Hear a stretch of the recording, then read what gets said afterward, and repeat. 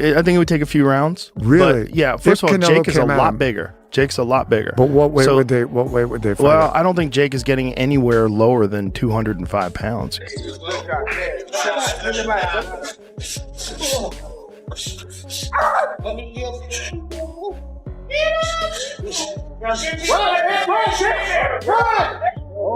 Oh, he got one! Oh, he got one! There's a few Americans, and this might be crazy, I think Jake Paul's got a chance. And I know that sounds crazy, but I do think that there are, where I don't believe anyone over here thinks this goes more than around 2 max. Joe Rogan is taken aback by Jake Paul's new physique as the Anthony Joshua fight approaches. He comments on how dialed in, disciplined, and physically sharp Jake looks. Rogan also reminds people that Jake has stepped in with legitimate fighters before, even if some were past their prime, and still committed himself to real, high-level training camps every time. Rogan goes on to say that Joshua getting closer to 40 adds an interesting twist to this matchup, shifting the way people view the fight and creating a new layer of curiosity. He admits he's genuinely excited to see how this clash plays out and wants to witness it live. It would be crazy.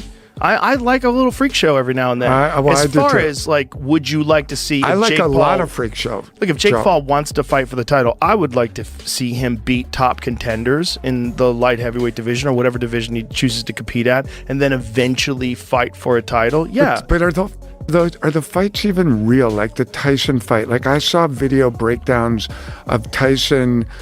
Jake Paul's newest physique has set the entire combat sports world buzzing.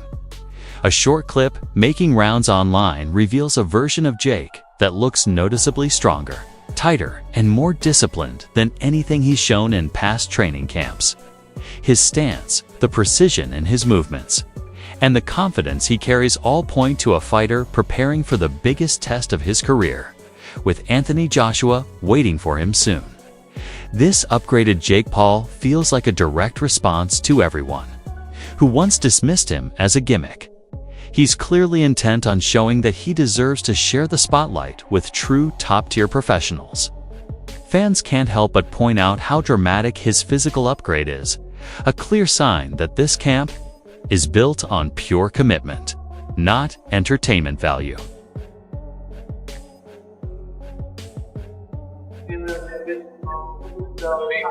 Former world champion Andre Berto adds a twist to the discussion. He acknowledges that most fans are hoping to see Anthony Joshua deliver a clean, devastating knockout, but he also makes it clear that the matchup isn't as straightforward as people think. Joshua hasn't delivered many truly dominant performances in recent years, and Berto suggests that this inconsistency is what makes the fight harder to predict. On the other side, Jake is backed by a seasoned coaching team that pushes him to maximize his youth, power, and conditioning. Berto's take is simple, even though the public views this as a one-way fight. The outcome hinges entirely on which version of Joshua steps into the ring. With Jake steadily improving and staying disciplined, Berto believes this showdown has a real chance of going either way. A lot of people think you our baby. Like, you one of the first ones, and he gonna always take care of Bert. But then Floyd was as massive as he was. So how you split, how you do that? No, I mean, one thing with Al's always gonna, he got loyalty to, he got big loyalty to Floyd as well. Because they made so much money together. But, it's funny how, he can say whatever he wanna say. You know what I'm saying? It's funny how that, how the fight got, it kind of came about, but they had the Pacquiao and Floyd fight. We all go up there, we check the fight out, good situation. And then just me and my lady, we walking through the casino. What's his name? Rodney Jerkins. Right. You know what I mean? Rodney Jerkins, big music producer. Y'all can talk to him and ask him. Rodney Jerkins. Some analysts take a more practical angle when evaluating Jake Paul's training camp. They highlight his sparring rounds with heavyweight fighters and how both sides benefit from those sessions. For Jake, Working with bigger, stronger partners exposes him to the kind of power he could feel against Joshua. It forces him to deal with pressure, sharpen his timing, and stay composed when heavier shots are coming his way. For the heavyweights, the main advantage isn't just the experience, it's the payout. Training with a major name like Jake often means earning far more than they would in a standard camp.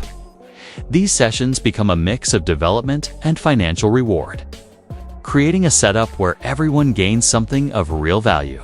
I know they're getting a lot of money to be there and it's easy work, but what is in that for Lawrence Okoli, Frank Sanchez, and Jared Anderson? Easy money. I don't know how much he'll be paying sparring partners. I assume to get those caliber of sparring partners in, it's got to be big money. Lawrence Okoli's got a fight coming up. If you're Joe Gallagher, are you go spar Jake Paul? Is that going to help you? No, absolutely not. Are you going to get a bit of profile from it, perhaps? People are going to hear your name? Yeah. Does that help? I remember going to spar with Kessler, and I got £500 or euros for the week. It was the hardest money I've ever earned in my life. But how much did you learn from? Yeah, me, bundles. Yeah. What's Okoli learn? I don't get it. No. I do get it, the money. But when you got a fight coming up, I'm thinking, really? Are you going to get anything out of that sparring that's going to help you in your fight? Maybe you are. Maybe I'm just completely diminishing Jake Paul's ability, but I'm struggling. I really am. Fair play to Jake Paul. I mean... And you're right, there's a bit of a conflict there because Joshua used to manage him. Yeah, it was through 258, right? Yeah. But surely they're smashing him to pieces. Surely Jake's going, oh, what the fuck? This is fucking horrible. Every single one of those three fighters there could annihilate him in a round. Yeah, so are they not doing that? Brendan Schaub and Brian Callen present a different perspective, one that puts the spotlight squarely. On Anthony Joshua, they argue that Joshua has to step into this fight with full awareness of what he represents. To them, this matchup isn't just another win on his record. It's a moment where he carries the reputation of the entire sport. Because the fight is airing on a massive platform like Netflix. Millions of casual viewers will be watching, and many will judge boxing's strength based on Joshua's performance alone. Schaub and Callen stress that Joshua must treat this as a statement fight. He needs to enter with focus, discipline, and conviction, showing the world exactly why he is still one of the sport's biggest names. In their view, this is not the night for uncertainty or hesitation. Again, if mentally he's not like, all right, I got a job to do, I'm representing boxing, a lot of American fans don't know me, this will be the most watched thing on fucking Netflix ever for sports-wise, so I got to make a good, showing. Hopefully he has that approach. I assume he does, because he did with Francis. He was like, nah, bitch, the train stops here. Yeah, And Tyson Fury's a little more of a character. Hey, wow, what are we gonna do? Let's move around a little bit. I remember when he caught Klitschko with that uppercut, Anthony Joshua. And he got caught. He got set down. Klitschko, yes. And Klitschko is a big man. You're just dealing with literally a different ecosystem, man. But that's what makes it, that's why it's a brilliant move by Jake.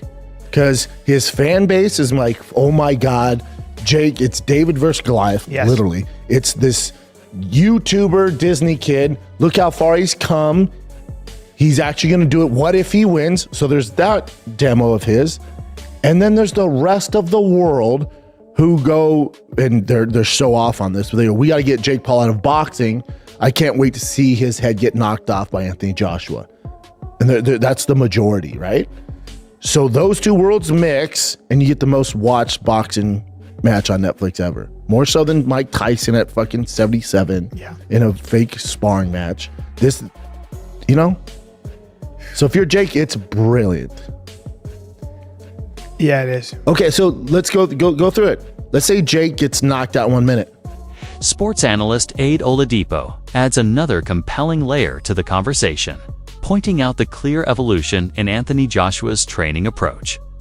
He explains that Joshua has refined his timing, tightened his technique, and is treating this matchup with absolute seriousness.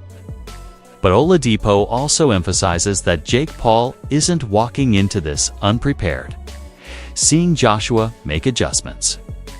Jake has almost certainly made his own, experimenting with new looks. adding fresh tools and sharpening the subtle details that could offer him an advantage on fight night. Oladipo believes Jake. Ollie understands the magnitude of the opportunity in front of him and is preparing accordingly, with both fighters reinventing parts of their game for this showdown. He argues that Jake has a very real chance to produce a moment that catches the entire world off guard. Right? The whole idea of it is that it's an exhibition, right? For the Jake Paul fans, for the Anthony Joshua fans, so everyone can tune into Netflix and it will be a spectacle, just like Jake Paul versus Mike Tyson, right? That was a farce, it was a spectacle, but it was one of the most watched sporting events that year. Maybe of all time, I don't know the numbers off the top of my head, but a lot of people tuned in to watch that, okay? And that was an exhibition, and that's what this will probably be. I mean, it's like Thunderlips versus Rocky back in the day. Remember Thunderlips, played by Hulk Hogan? Thunderlips is here in the flesh, baby. Oh my God. Right? He goes up against Rocky Balboa. Rocky 3, by the way. Love the Rocky movies, some of the best boxing films of all time. And what happens? Thunderlips is going absolutely mental in the ring, okay? He's trying to kill Rocky Balboa. Picks him up, throws him out the ring. Rocky gets in there having a good old-fashioned tear-up. And then at the end of it, Thunderlips wants a picture because it was all bullshit.